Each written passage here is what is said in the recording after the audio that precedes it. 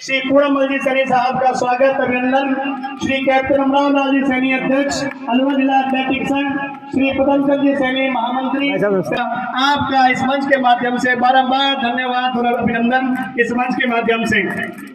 और मेरा आग्रह और निवेदन है, एक बार देखिए अध्यक्ष जी, मुख्य अतिथि जी महोदय ने सारे अतिथियों का स्वागत और सम्मान कराया, लेकिन उन्होंने कहा कि मेरे जिले से मेरे सभी भाई पधारेंगे। एक बार जोरदार अभिनंदन की ऐसी प्रगति भावना। इन्हें कहा कि नाम मैं पुष्पांजलि अर्पित बाद में करूंगा, मैं साफा भी बाद में पहनूंगा कि जब तक मेरे समीप के जिले के पदाधिकारी नहीं पधारेंगे इस कार्यक्रम में। तो मेरा आग्रह है, आज के कार्यक्रम के मुख्य वक्ता महोदय श्री अभय सिंह अर्पित करने का कष्ट करें।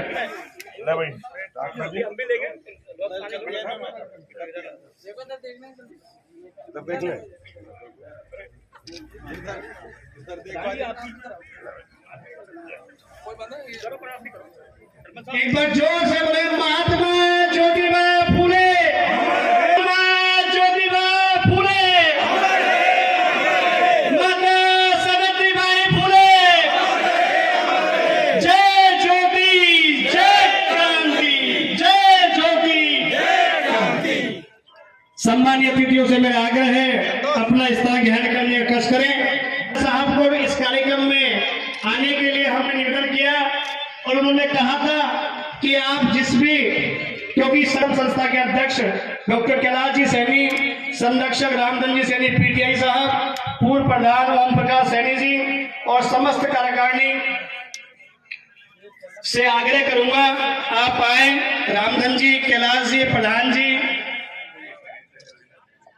और देखिए मेरा अध्यक्ष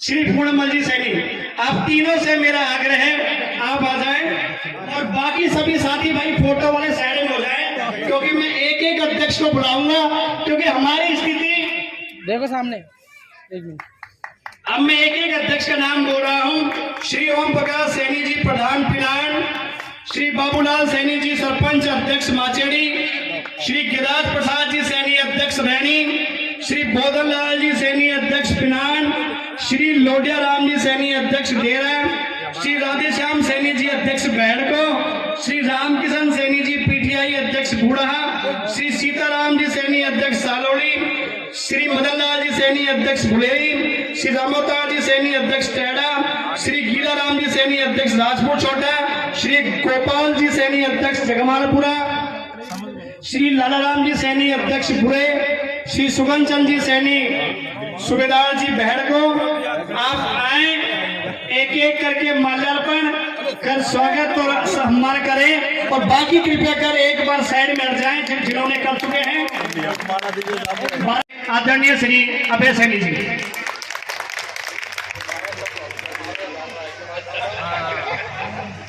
राम राम साहब। महात्मा ज्योतिराव फूले और माता सावित्रीबाई फूले के परिवार को मैं पप्पू भाई प्रधान बारंबार प्रणाम करता हूं और निवेदन करता हूं कि हम किसके वंशक हैं इसकी जानकारी रैनी के दूसरे समाज के लोगों को भी लगे, इसलिए एक जोरदार जयकारा लगाएंगे। महात्मा ज्योतिराव फूले, माता सावित्रीबाई फूले।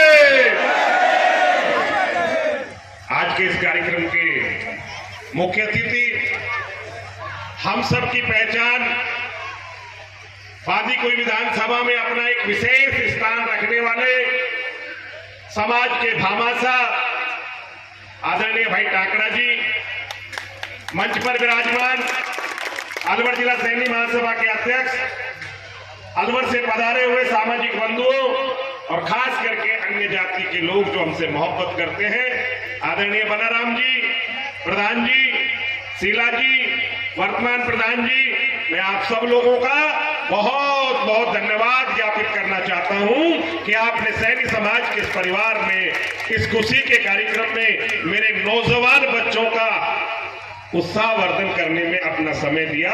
मैं आपका बहुत बहुत आभार प्रकट करता हूं। साथियों, बहुत से लोग मुझे जानते होंगे और बहुत से नहीं जानते होंगे। मेरा नाम पप्पू भाई प्रधान है रूपास गांव का रहने वाला हूं। सब्जी मंडी में मूली पालक बेचकर अपने बच्चों का जीवन यापन करता हूं। लेकिन एक शौक है मुझे, और वो शौक है कौम में आने और जाने का, और कौम के लोगों के बीच में अपनी मन की बात कहने का ये शौक जरूर रखता हूं। लत्ते मेरे फटे हो सकते हैं, गाड़ी भी मेरे पास अच्छी नहीं हो सकती, लेकिन मेरा मन रहता है कि मैं मेरे के बीच में जाऊं, कुछ उनकी सुन के आऊं और कुछ मैं अपनी सुनाकर जाऊं, ऐसी मंशा रखता हूं।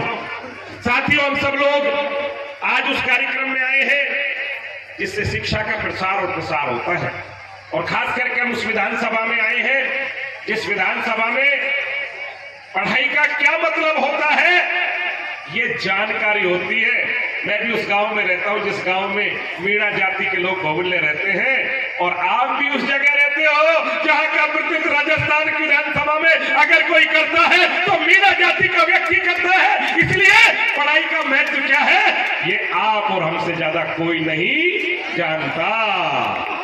यही तो महात्मा ज्योतिराव फूले है, यही तो माता सावित्रीबाई फूले है, जिन्होंने अपनी ताकत से समाज के उत्थान का कार्य किया और गरीब और शोषित पीड़ित समाज को बराबर जीवन जीने का हक प्रदान किया। और उस हक से ही आज राजगढ़ विधानसभा गरीब और शोषित पीड़ित जनजाति जाति के लिए रिजर्व है। इसीलिए तो मीणा जाति का व्यक्ति यहाँ पर एमएलए बनता है, इसलिए बनता है कि मेरे बुजुर्ग ने इनकी पहल की।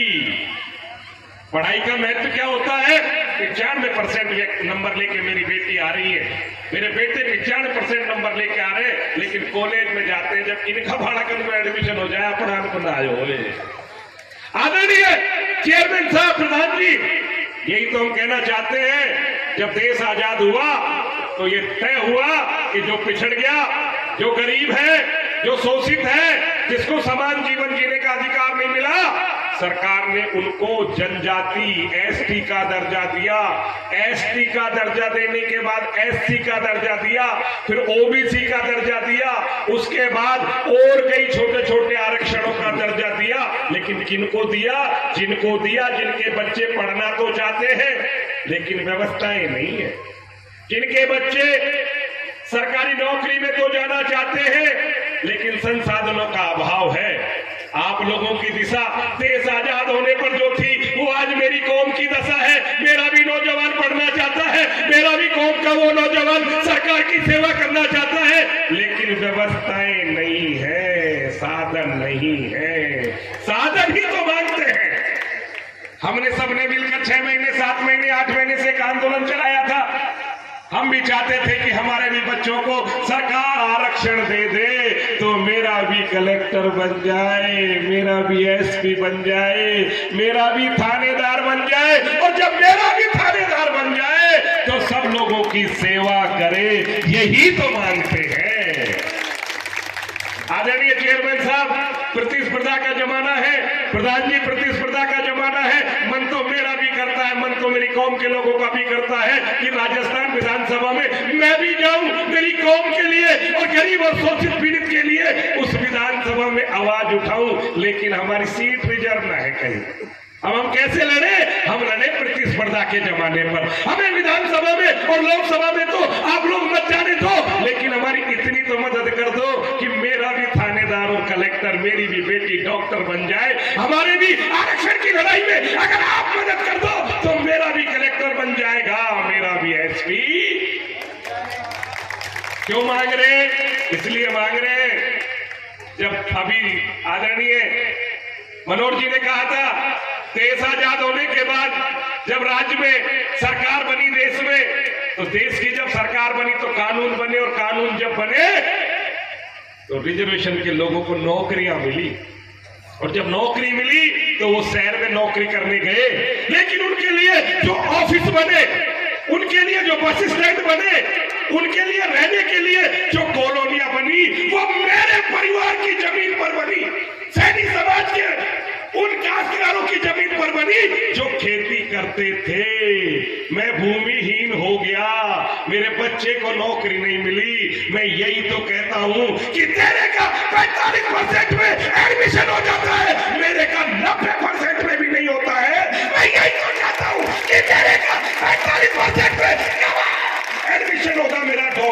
कब बनेगा।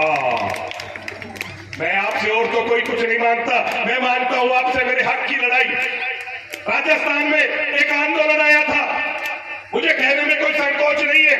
राजस्थान के एक नौजवान ने, जिसका नाम सीपी सैनी है, राजस्थान के एक व्यक्ति जिसका नाम मुरारी लाल है, जिसने एक आंदोलन चलाया था। आंदोलन चलाया था कि मुझे मेरा सम्मान मिले, और वो आंदोलन परवान पर चढ़ा, और परवान पर चढ़ने के बाद आज सरकार ने हमारी भी सुनी। कब सुनी? जब हमने परिश्रम किया। ये बैठे चेयरमैन साहब, मैं इनसे कहना चाहूंगा, एसटी जाति के लिए, एससी जाति के लिए अन्य अन्य तरह के कई तरह के बोर्ड हैं। अब तो गुजरों के लिए भी देवनारायण बोर्ड है, ब्राह्मणों के लिए भी विप्र कल्याण बोर्ड है, कुम्हारों के लिए भी माटी बोर्ड है, नाइयों के लिए भी केस कला बोर्ड है। अरे मैंने मांगा तो क्या गुनाह कर दिया? मैंने महात्मा ज्योतिराव फूले का नाम से ही तो मेरी नौजवान बच्चे और बच्चियों को शिक्षा में संसाधन मिल जाए, इसी की तो मांग की थी। सरकार ने दिया। मैं धन्यवाद देना चाहता हूं उस मंच के माध्यम से राजस्थान सरकार को, और धन्यवाद देना चाहता हूं सपूत को, जिसने अपनी ही गांव और अपनी मां और अपने बाप का नाम रोशन नहीं किया, जिसने इस कौम का भी नाम रोशन किया, जिसका नाम अशोक गहलोत है। मैं बारंबार धन्यवाद देना चाहता हूं कि तूने कौम की सुनी और कौम को कुछ दे दिया। मैं प्रणाम करता हूं, लेकिन अभी नाश्ते से पार नहीं पड़ेगी। पेट भूखा है। कलेक्टर मेरा कब बनेगा?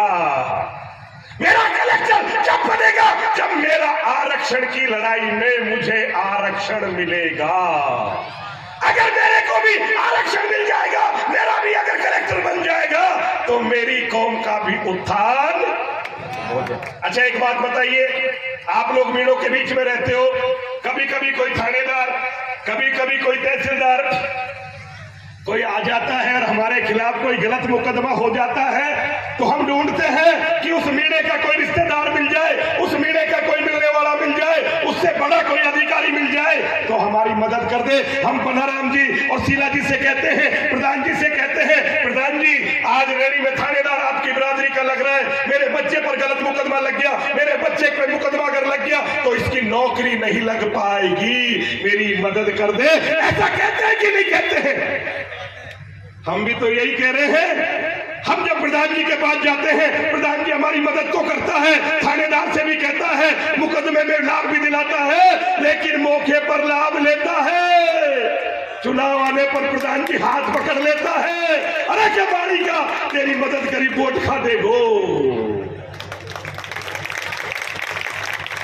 मेरा भी थानेदार आईजी बन जाएगा तो मेरे पास भी कोई आएगा, मैं भी उसकी मदद करूंगा, और मैं भी उस वोट की इंतजार, मैं भी बदले में उससे वोट लूंगा, मेरी भी कौम के व्यक्ति को उस जगह भेज दूंगा जहां से फैसले होते हैं। और जब फैसले जहां होते हैं, जहां अपना एरिया को, अपना मतलब को पटेल ना होए, और भाया पंचायत में भी अपना पक्ष को फैसलो ना होए।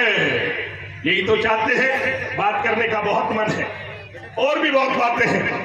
आदरणीय प्रधान जी और मेरे साथियों, आप तो विधानसभा के निवासी हो, राजगढ़ और लक्ष्मणगढ़ के, जब मारी तो कोई लड़ नहीं सकता, अगर लड़ेगा तो कोई मीरा का ही बेटा लड़ेगा। और तय कर लो कि जो मेरी कौम की मदद करेगा, हम उसकी मदद करेंगे। बंदा इनमें से ही है, हम में से तो कोई बंदा नहीं है, लेकिन ढूंढेंगे ईशा जो वक्त पड़ने पर हमारे काम आ जाए। व्यक्ति का काम मत करना, लेकिन कौम का काम कर देना। हम ऐसे व्यक्ति के साथ खड़े हो जाएंगे, और अब वक्त आ गया जब हम कह के वोट गिरेंगे, जब हम कहकर वोट गिरेंगे और ये कहकर कहेंगे जो मेरी कौम के साथ खड़ा होगा मैं उसकी मदद करूंगा। अगर इतनी ताकत हो तो ये मीटिंग और सभाएं करो, नहीं तो कोई फायदा नहीं है। ये पुरस्कार देने से मेरे बच्चे का केवल मन का मनोबल बढ़ सकता है, लेकिन जीवन सुरक्षित नहीं हो सकता। जीवन सुरक्षित जब होगा जब 12% जनसंख्या राजस्थान में सैनी समाज की बस्ती है। मुझे भी 12% का हक दे दो। अगर 12 नहीं मानते हो तो 10 का दे दो। और 10 नहीं मानते हो तो 8 का दे दो, और नहीं दे दो तो हाईवे जाम करने को तैयार हो के नहीं हो? अरे अपने हक की लड़ाई लड़ने के लिए क्या रैली का नौजवान, क्या रैली की माता बहने अपने हक के लिए हाईवे जाम करने को तैयार है क्या नहीं है? कह देना प्रधान जी, कह देना अपनी सरकार को, और कह देना राजस्थान के मुख्यमंत्री को, मेरा कसूर यही तो है कि मैं तेरी कौम का हूं। मेरा कसूर तो यही है कि मैं तुझ में भरोसा रखता हूं। राजस्थान के मुख्यमंत्री कहते हैं कि तुम संगठित होकर आओ और तुम्हारे जचे जो ले जाओ, मैं देता देता नहीं थकूंगा, तुम लेते लेते थक जाओगे। राजस्थान के मुख्यमंत्री, राजस्थान की सरकार, इस मंच के माध्यम से आह्वान करना चाहता हूं। आप लोगों ने एक किस्सा सुना होगा, एक नरसी सेठ था और नरसी सेठ कृष्ण का बड़ा भक्त था। 56 करोड़ की उसने सारी जायदाद लुटा दी, बेटी की शादी कर दी और भांजी और नवासी उसकी शादी योग्य हो गई। और जब भात भरने का टाइम आया तो पैसा हाथ में नहीं था। उसने अपने प्रभु को याद किया, भगवान भात भरने आए, और जब भात भरने आए और रात को जब भात भरा तो ऐसा भात भरा जो दुनिया में आज तक किसी ने नहीं भरा। नरसी का भात के भजन गाए जाते हैं कि नहीं गाए जाते हैं? लेकिन 3 बजे जब वो लौट रहा था, एक बूढ़ी जाग गई। उसने कहा रात को 3 बजे ये आज ऐसा उजाला क्यों हो रहा है? बोले तुझे पता नहीं, आज मनसा सेठ के स्वयं कृष्ण भगवान द्वारकाधीश भात भरने आए थे और सब जाति को, सब लोगों को, गांव के बच्चे बच्चे की पेट पलड़ियां फेरावनी करके गया कि भाया मोकू ना मिलो कछू भी। अरे कि भाई तू सोरी दिखेगी कि भाया मैं तो सोरी। कहा जो सोता है उसे कुछ नहीं मिलता है। उसने कहा अब क्या करूं? उसने की अभी तो भगवान ने मिंडो पार ना करो गांव को, हेलो दे ले। उसने हेला दिया, ए कन्हैया कछु होए तो दे जा, नहीं तो आगे की खे जा। राजस्थान की सरकार, यह सैनी समाज आह्वान करता है। साल 1 बचिए थारे पास कांग्रेसियों, साल बचिए 1। राजस्थान की सरकार, यह सैनी समाज आपको आह्वान करती है।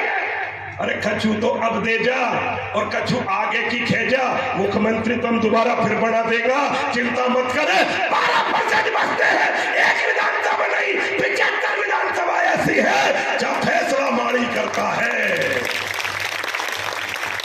फैसला हो जाएगा, लेकिन मेरे बारे में भी कछु खेजा।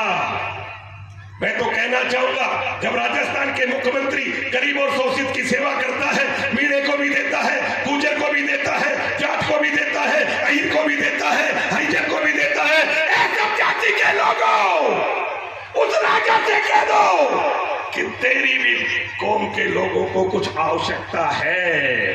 वो राजा है, अपनी कौम को देते हुए उसे ऐसा लगता है कि दूसरी कौम के लोग कहीं ऑब्जेक्शन तो नहीं करेंगे। दूसरी जाति के लोगों, उस धर्म पुरुष के लिए मैं आप लोगों से विनती करता हूं, हम भी तो तुम्हारे ही भाई हैं, तुम्हारे ही तो गांव में बस रहे हैं। आखिर मेरा नौजवान का भविष्य सुधर जाए, यही तो मांगता हूं। साथियों, बच्चों का कार्यक्रम अभी बहुत बाकी है। अभी तो पीड़ा मेरी यहीं से चालू हुई है, पेट की और हृदय की पीड़ा अभी बाकी है। मर जाऊंगा, प्रण करता हूं, मेरी कौम को जब तक आरक्षण नहीं मिलेगा तब तक मैं इस लड़ाई को लड़ता रहूंगा, चाहे मुझे कोई चोर कहे, चाहे मुझे कोई बेईमान कहे। हमारे बारे में भी लोग कहते हैं कि पप्पू तो अपनी रोटी सेकवा का चक्कर में है। ओ भाया ताता चूल्हा पे, तवा पे अगर कोई रोटी सेक ले तो काई बुराई है? मेरे एक लड़का एक लड़की है। मेरा छोरा जो है सब्जी मंडी में काख में गुटखा रखता है, गोभी की टोकरी बेचता है, 1000-2000 कमा लेता है। कुछ वो घर में खा लेता है और कुछ को मैं कौम की सेवा में लगा जाता हूँ। इतना ही तो काम करता हूँ। एक ही बेटी है, डॉक्टरी कर रही है। डॉक्टर बनवा के बाद छोरी को ब्याह तो कोई ना कोई डॉक्टर ले ही जाएगा। और छोरा मेरा जब शादी लायक होगा तो कोई तो मारी शर्माएगा।